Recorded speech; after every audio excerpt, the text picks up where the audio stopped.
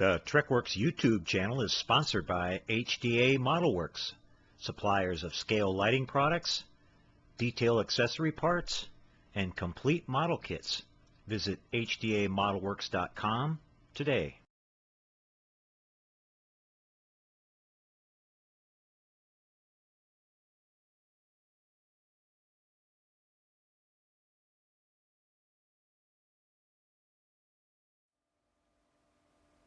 Hi there again, everybody. Boyd back with you, and welcome to the finale of our B-36 Peacemaker build.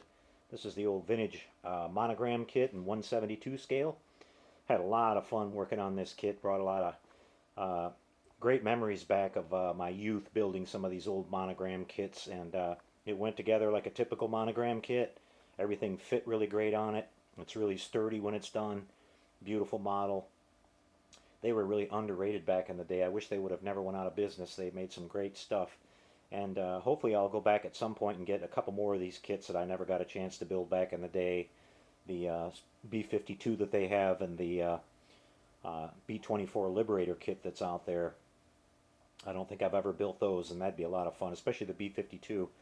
So we'll have a complete bomber collection. But the B-36 here was a blast to work on. Since the last video, like I mentioned, I got in these really nice set of decals from Warbird Decals. Thanks to one of the commenters on the channel. Really appreciate you mentioning that these were available.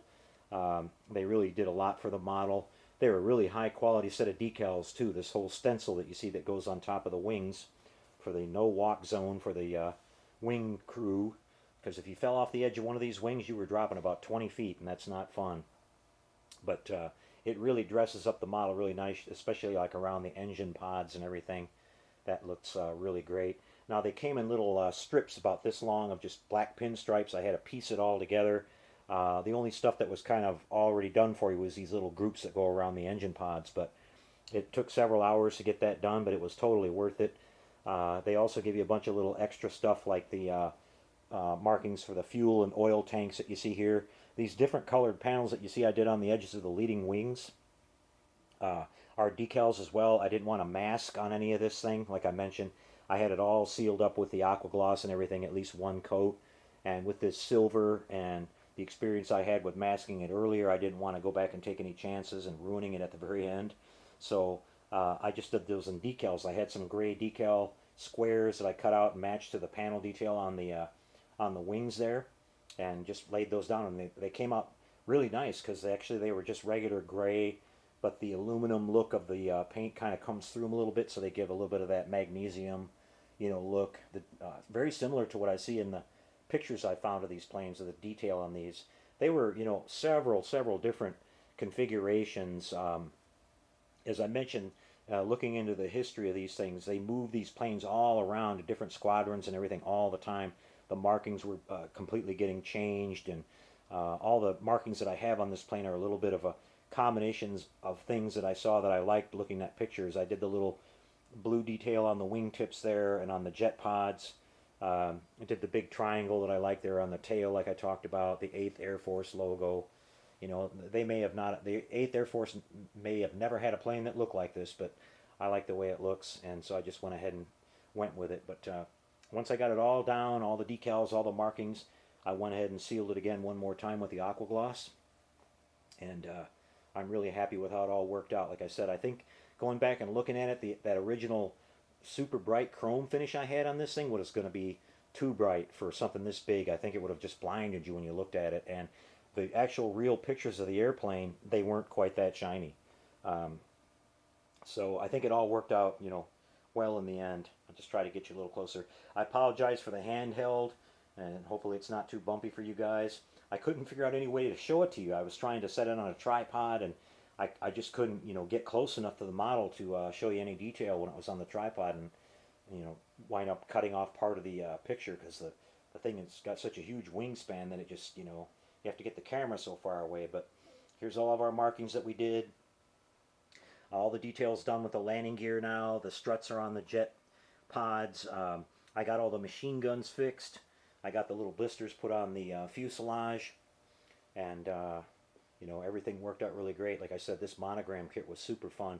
It's not as detailed as some of the more modern kits, especially with all the really intricate ribbing detail on the fuselage. The wing details and the tail and everything are pretty great, but it's kind of smooth on the fuselage, but the actual real plane was too, so maybe that's why they didn't go too crazy on that. I'll kind of turn it here and show you the other side, and you can see we've got it all cleaned up pretty nice here. Those I still like the barbershop stripes I did on the landing gear covers. Again, that's off of a different airplane. It's the Strategic Air Command airplane, Jimmy Stewart plane that I liked that had those. So a little bit of mix and match on all the markings. And just kind of pan around it again here for you and show you the sheen on it and everything. I can't get enough of that. I really think it turned out nice. You can see, I'll look at the bottom here for you, and you can see we've got the detail there. All that's all sealed up. Not much going on the bottom of the wings, just the insignias. And I did go ahead and do a pin wash on all the control surfaces. Then hopefully that's showing up for you. I got the little cables going from, the antenna cables going from the fuselage to the tail here. Did those in some of that easy line.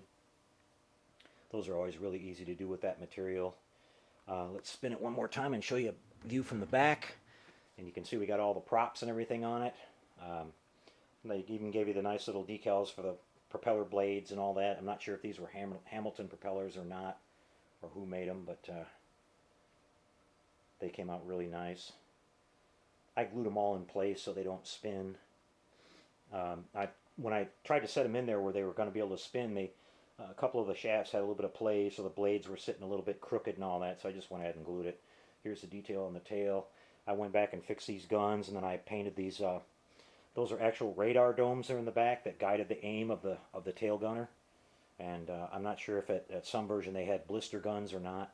All the little blisters are on there now on the fuselage too. But we got a couple different colors going on the fuselage and the wings. That's about as far as I could go as far as where I was, pushing my masking on this. Like I said, the silver paint, didn't want to mask over that too much.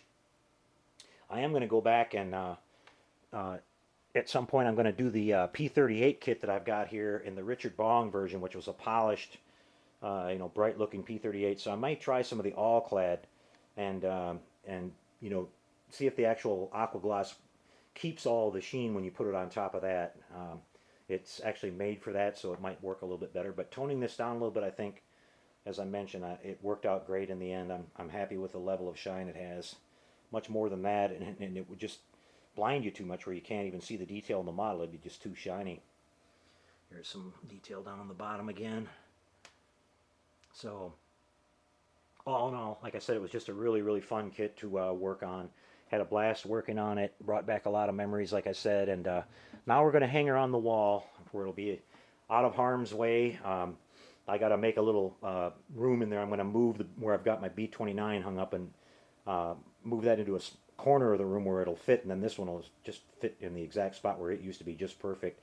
I'll make a little video in a few days or something showing it hanging on the wall or something. A couple of you guys asked about how we do that. It's just really putting a couple of drywall screws in, and I'll just have the screw going into the back of the bomb bay, and that'll hang it on the wall. All the weight's in the front of the nose. It'll keep it centered, and my B-29's been hanging that way for a couple of years now and hasn't moved, so it works pretty good. I just don't have a shelf big enough for this. So anyways, guys, that's a wrap. Hope you guys enjoyed this build. Had a lot of fun, like I said. I'll come back next week and start something new. I've got a couple kits I'm looking at. I've got the old Monogram Cylon Base Star from the original Battlestar Galactica series, and I'm working on a Battlestar right now, so that might be fun to work on that. I think it's the 20th anniversary kit, which is got more detail than the original kit. Might do a little lighting on it. It's got a really cool looking paint job on it too, which I didn't realize until I looked at some more shots of it from the TV series. And so it'd be pretty fun to work on. You might see that one, or we might just grab something off the shelf. We'll see. I've got to do the little bat wing kit that I got recently too, so hopefully you guys will check that out. Thanks again to the people who commented about this. It seemed like a lot of you guys enjoyed this build series. A lot of cool historical B-36 facts coming in from different people. People that had relatives that actually flew on these airplanes. That was really cool to hear. Saw a lot of really cool stuff when I was looking at research on this model and everything. So I'm going to end this video with a really cool little clip here of Strategic Air Command starring Jimmy Stewart. And it's the famous takeoff scene of the mighty B-36 rolling down the runway, and the sound that you guys hear when she's coming up to speed with the props and the jets just screaming, it just sends chills up your spine if you're into this kind of stuff. So, and they remastered it in 4K, so it looks awesome.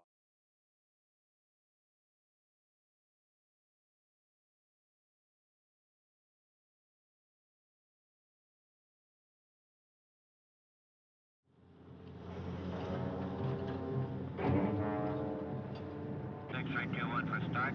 Level 4,